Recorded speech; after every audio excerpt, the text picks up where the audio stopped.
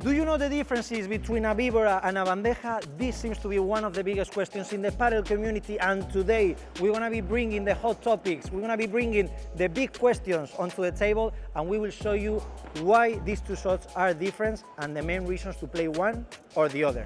Vamos!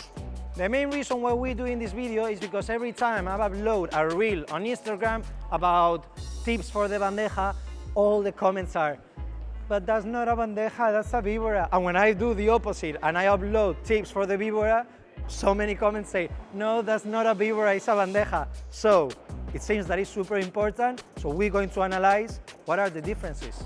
One of the biggest differences between the Vibora and the Bandeja is where I'm going to be impacting the ball. So in a Bandeja, imagine this is a clock, okay? I'm gonna be hitting at 6 p.m., okay? I'm gonna be brushing the ball. It's not 6 p.m., it's 6 o'clock. I always say 6 p.m. because nobody's awake at 6 a.m. At least I'm not playing Padel at 6 a.m. But yeah, coming back. So in a Bandeja, I'm hitting at 6 o'clock, okay?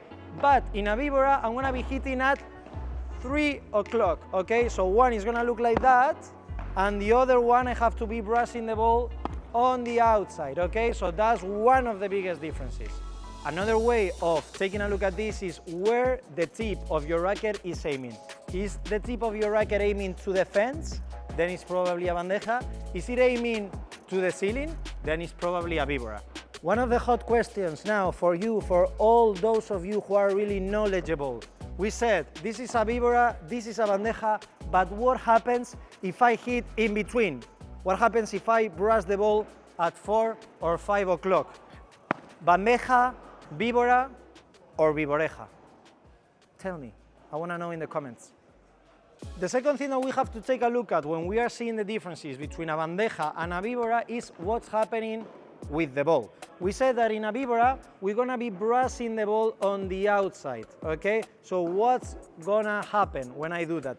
That the ball is gonna start rotating in this direction, okay? So the interesting part is what's gonna happen with the ball when the ball touches the glass. And this is what we're gonna see here in the whiteboard. So let's say I'm here in the left side of the court, I'm right-handed, remember? So if I hit this shot, okay, if it's a Bandeja, it's gonna come out with this angle, okay? But if it's a Vibora, it's gonna come out a little bit wider, okay? So this difference in the angle is what is gonna tell us if it's a Bandeja or a Vibora. So something that is super interesting now with the Vibora and the side spin is that, let's say, if I hit this shot and I hit at this point in the glass, if it's a Bandeja, it's probably not gonna touch the double glass. However, if it's a Vibora, it's gonna get to the double glass. So the Vibora sometimes is gonna help us keeping the ball trapped in the corner. And this is something super interesting that we will take a look later in this video. Okay, now I have a question for you. What happens if we are playing from the right instead of from the left, and I'm still right-handed, okay? If I play this shot, we know that the Bandeja is gonna get out like this. But what happens if it's a Vibora, Tomás?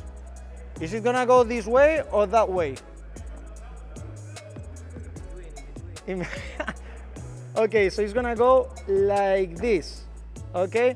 So a Vibora would make the ball flatter than a Bandeja. Do you say flatter? So something super interesting of being a right-handed player playing on the right is that if I play a Bandeja from this position and I hit to that point of the court, it's really easy for me to get the double glass. However, if I play a Vibora and I hit with side spin, the ball is gonna travel forward really quickly, okay? It's gonna touch the glass and it's gonna get out of the glass perpendicularly, moving really fast. So it's not gonna touch the side glass and it's gonna surprise our opponent. And remember to give us a like. The third concept that we have to take into account to see the difference between a Vibora and a Bandeja is the point of impact. In a Bandeja, if I wanna get to the double glass from this position, I could be hitting around here, okay?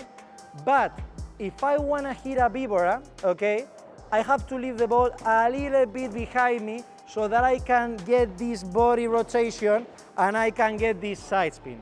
So again, this would be the point of impact for a bandeja, and a Vibora would be a little bit behind me so that I can get that side spin. Oof, that was a good one.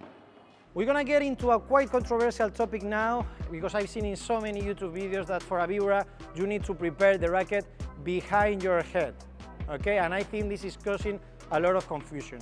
So my opinion on this topic, yes, preparing the racket behind your head is gonna make things easier if you wanna brush the ball on the outside and you wanna put that side spin, but I think you don't necessarily have to prepare the racket behind your head to play a Vibora, okay? And at the same time, I've seen so many people that they play a bandeja preparing the racket behind their head.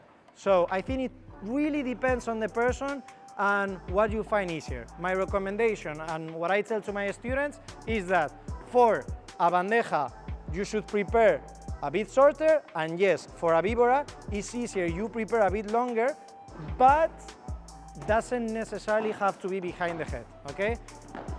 Find the easier way for you, but I think this is not a clear point to see if it's a Vibora or a bandeja. What are your thoughts on this topic? Let me know in the comments down below. Next point to take into account to see the differences between a Vibora and a bandeja. And again, this one is not super clear. So, this is the grip. We're gonna be talking about the grip. You can play both shots perfectly with a chopper grip, okay? For the bandeja, I've seen some people that they play forehand grip to get a bit more below the ball and brush the ball a little bit more. And for the Vibora, I see the opposite. Some people want to use the backhand grip, okay? So for example, I use a bit this one. But it's personal preference, because I could play everything with a chopper grip. So again, the grip doesn't really tell me if it's a Vibora or a bandeja. Now we're gonna talk about tactics, and here I have some other questions for you. Historically, we said that the bandeja is a defensive shot, that I'm gonna play it when I get a lob and my intention is purely hit and recover the net. And on the other hand, the Vibora, we have always said that it's an attacking shot, and we are trying to put more pressure, we're trying to put a little bit of spice and trying to win the point with that shot. And I think most of the times this is right. However, I have a few questions for you. For example, what is this?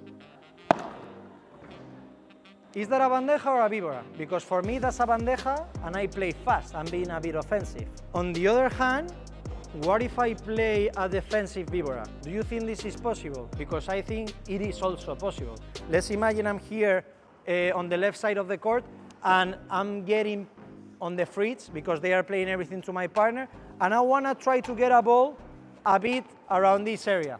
If I want to play cross court, maybe I'm just going to play a shot like that one to recover the net, okay? And I play really soft. Is that a Vibora or a bandeja? Because for me that's a Vibora. And now the big question. Is it really so important? Do we have to open up a debate on every single video if it's a Vibora or if it's a bandeja? Because in my opinion, what is really interesting is to know the different resources that we have whenever we get a lob from the opponents and try to use them accordingly depending on the incoming ball. Because maybe I want to play a soft Vibora to get the ball trapped in the corner. Maybe I'm getting in the fritz and I want to try to help my partner, and many times I have to hit the ball a little bit behind me and I cannot play a bandeja anymore. Or maybe I want to prepare a bandeja and let my opponents think that I'm going to play soft, and all of a sudden I play a little bit faster, right? So this is what I think is truly important. So maybe we should stop the debate and focus on these kind of questions. I want to know your opinion, so let me know in the comments, please. I would be really kind to know all your different thoughts. And as always, thank you for watching, and we will see you in the next one. ¡Vamos!